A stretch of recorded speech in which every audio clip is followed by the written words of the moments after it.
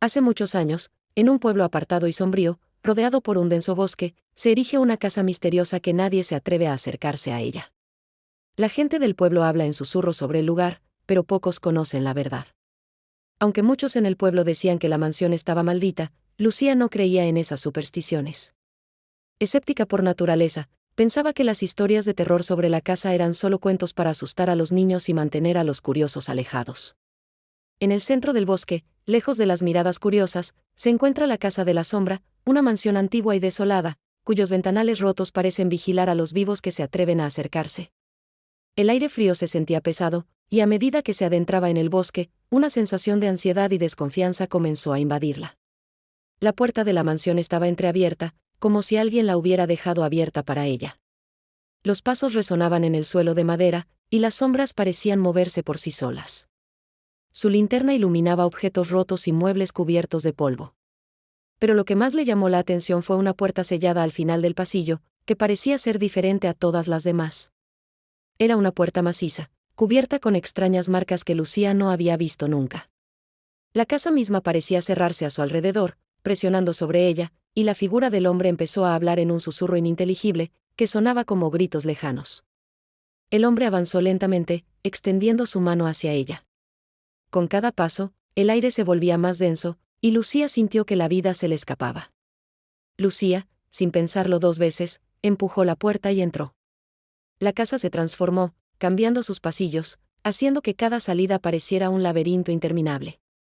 Sin embargo, lo peor estaba por venir. Al mirar atrás, vio que la figura del hombre ya no estaba en su forma original. Ahora, su rostro estaba completamente desfigurado, con ojos vacíos y una boca abierta que emitía un grito ensordecedor. Un frío helado la recorrió cuando su mano tocó el pomo, y por un momento, pensó que debía irse. Una voz conocida, la voz de su madre, pero cuando miró atrás, la figura del hombre la atrapó, y en ese momento, Lucía desapareció. Las leyendas del bosque de la sombra crecieron, y muchos aseguraron que ella se había convertido en parte de los espíritus atrapados en la casa, condenada a vagar eternamente en las sombras. Nadie se atrevió a entrar al bosque, y la casa de la sombra, una vez más, quedó olvidada. Sin embargo, al acercarse más, vio que el niño no estaba vivo.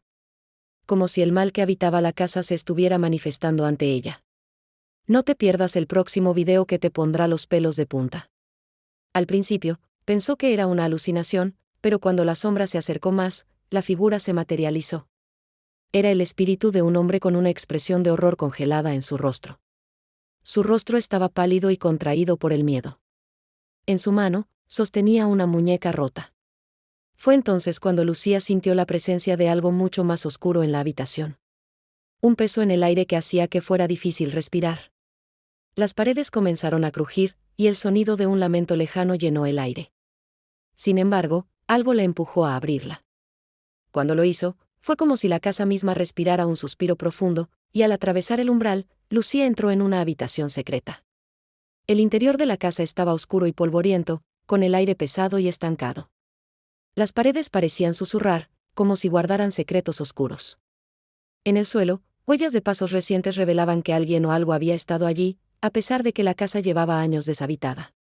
Cuanto más cerca estaba de la casa, más sentía una presencia invisible, como si algo la estuviera observando desde las sombras.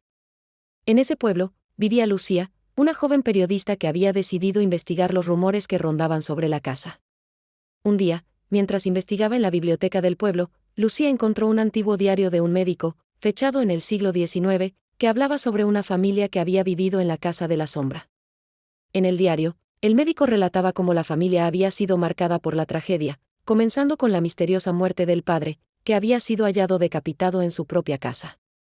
Nadie sabía quién lo había hecho, pero lo más aterrador era el rostro del padre, una expresión de horror absoluto que permaneció congelada en su rostro, como si hubiera visto algo indescriptible.